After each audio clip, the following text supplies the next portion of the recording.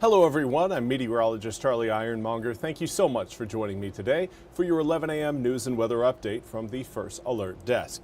Now we've got news out of Kinston where a man is now behind bars after police say he stole power tools after breaking into a home.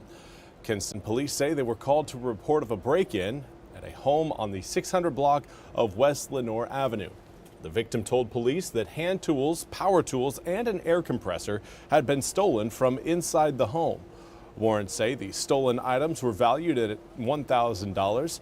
In their investigation, officers say they obtained security camera footage of the suspect, who was identified as 45-year-old Ronald Campbell. Now, police got warrants for Campbell's arrest and took him into custody after finding him on Vernon Avenue.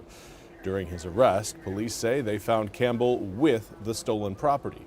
Campbell was charged with breaking and entering and larceny after breaking and entering. He was taken to the Lenore County Jail where he's being held without bond. And now we want to turn our attention to the earthquake in Afghanistan where at least 800 people have died and 2,800 have been reported missing. NBC's Keir Simmons has more. Well, the numbers of dead and injured from this earthquake are rising very quickly, and that is partly because some of the villages that were impacted by the quake are incredibly remote, and then the earthquake itself has blocked roads, so rescuers have been struggling simply to get to people. Thousands of buildings have been demolished, according to the government in Afghanistan. The government in Afghanistan, which of course is run by the Taliban, has been operating airlifts, helicopter airlifts, and there are images of injured children being rescued.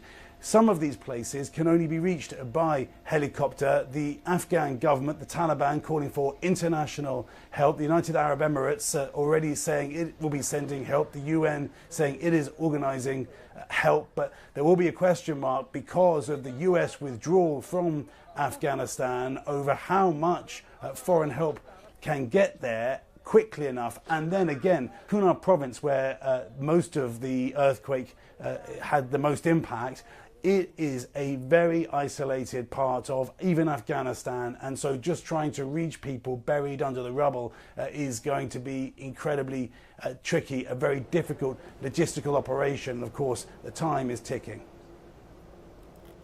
Thank you very much, Keir, for that report. We now want to turn our attention to your weather forecast, taking a look at what we're seeing outside so far today. This is a view through our Washington cam. Absolutely beautiful today, but again, a little bit of cloud cover so far this morning. Haven't seen any sort of rain showers showing up. Again, it's been a sunny day thus far. Here's what we've got along the coast in Morehead City.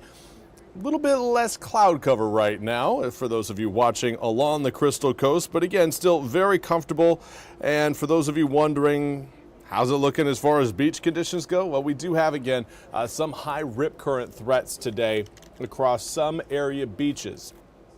Right now, of course, the Intercoastal Waterway, not a concern, but again, cloud cover is present across parts of eastern North Carolina, but those rip current threats, again, right now, looking high from Cape Hatteras northward, and then from the south end of Ocracoke all the way to Cape Lookout, we're seeing, again, another high threat of rip. So kind of spotty there so far today as far as rip current threats go. This is a view through our Belhaven cam. Again, looking gorgeous, looking sunny. And what this isn't showing, again, is how comfortable it feels outside.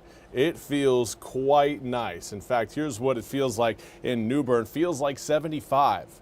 Air temperature, ironically, also 75 degrees, but that's not something you usually see match up this time of year. Now, dew points, your humidity, is slowly going to increase as we head through the next several days. A north-northeasterly wind right now is doing what it can to try to keep that humidity a little bit on the low side, at least below average. And so far, it's succeeding, but that northeasterly wind isn't going to be lasting as long as what I'm sure many of you may want. It's going to be shifting later on this week, and that's going to promote more heat and humidity back into eastern North Carolina. Right now, air temperatures sitting in the low to mid 70s throughout most of eastern North Carolina. Swan Quarter and Cape Hatteras both coming in on the hot side of things at 77 degrees, but even then, still very, very comfortable.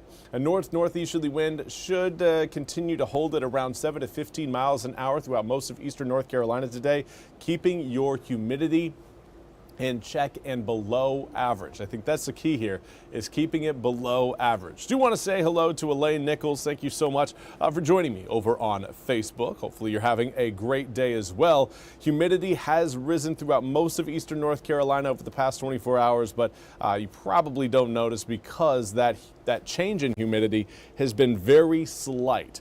Now, as we head through the next several days, those slight increases in humidity will eventually take us back to that summertime heat and humidity level, with air temperatures in the low 90s and humidity, at least dew points, back in the mid to low 70s. We'll be seeing that coming up on Friday, and then another front will roll through and try to cool us back down again. We're starting to enter the September pattern, but we still have, again, a few bouts of summertime conditions to get through. And we'll experience some of those summertime conditions again later on this week, particularly Friday and Saturday when those air temperatures rise. Now, that front you're seeing across the Ohio River, that is the front that will be giving us the shot of rain coming up Saturday evening to Saturday night, but that's also going to be giving us the next round of cooler and drier air that will slowly filter into eastern North Carolina as we head into your Sunday and Monday of next week. Overnight lows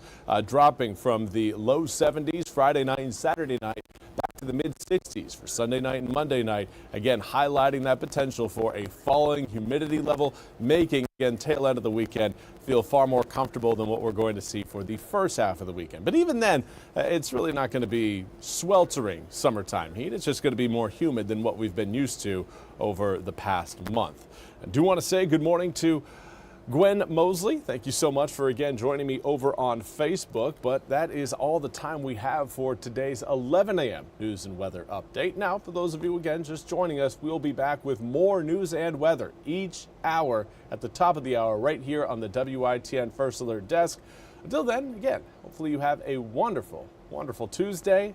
Hopefully you enjoy your short week, and we'll be back at the top of the hour with more. We'll see you guys.